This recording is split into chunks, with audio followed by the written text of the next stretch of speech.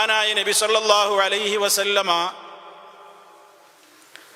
ധാരാളമായി പ്രാർത്ഥിക്കുന്നതായി എനിക്ക് കേൾക്കാൻ സാധിച്ചിട്ടുണ്ട് എന്ന് മഹാനായ അനസ് റളിയല്ലാഹു തആല അൻഹു പറയുന്നുണ്ട്.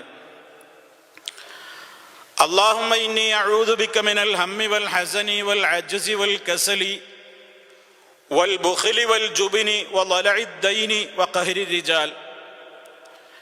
ഇമാം ബുഖാരി റിപ്പോർട്ട് ചെയ്ത ഹദീസിൽ നമുക്ക് കാണാം, നബി സല്ലല്ലാഹു അലൈഹി വസല്ലമക്ക് ഞാൻ ഖിദ്മത്ത് ചെയ്തുകൊണ്ടിരിക്കെ പലപ്പോഴും ധാരാളം തവണ നബി സല്ലല്ലാഹു അലൈഹി വസല്ലമ ഇപ്രകാരം പ്രാർത്ഥിക്കുന്നതായി ഞാൻ കേട്ടിട്ടുണ്ട്. അനസ് റളിയല്ലാഹു അൻഹു പറയാണ്, എന്താണ് നബി സല്ലല്ലാഹു അലൈഹി വസല്ലമയുടെ പ്രാർത്ഥന? അല്ലാഹുവേ, മനക്ലേശത്തിൽ നിന്നും ദുഃഖത്തിൽ നിന്നും ഞാൻ നിന്നോട് കാവൽ ചോദിക്കുന്നു. ആലസ്യത്തിൽ നിന്നും അശക്തിയിൽ നിന്നും ഞാൻ നിന്നോട് കാവൽ ചോദിക്കുന്നു. പിശുക്കിൽ നിന്നും ഭീരുത്വത്തിൽ നിന്നും ഞാൻ നിന്നോട് കാവൽ ചോദിക്കുന്നു.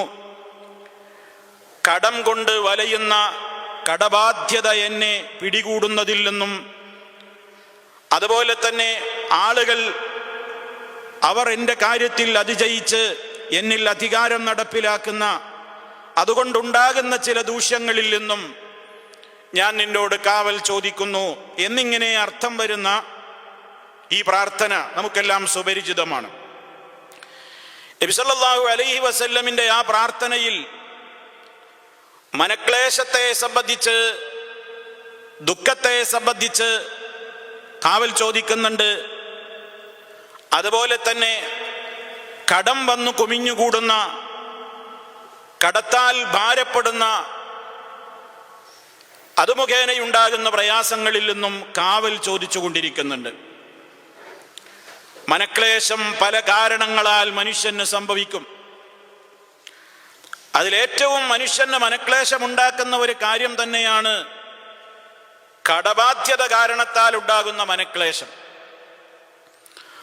ഉറങ്ങാൻ കഴിയില്ല സമാധാനത്തോടുകൂടി. കടബാധ്യതയുണ്ടെങ്കിൽ റബ്ബിനെ ഭയപ്പെടുന്ന ഒരു വ്യക്തിയെ സംബന്ധിച്ചിടത്തോളം ഉറങ്ങാൻ കഴിയൂല. നബി സല്ലല്ലാഹു അലൈഹി വസല്ലമിന്റെ വചനങ്ങളിൽ ധാരാളം വ്യത്യസ്തങ്ങളായ രീതിയിൽ ഈ കടത്തിന്റെ ബാധ്യതയെ സംബന്ധിച്ച്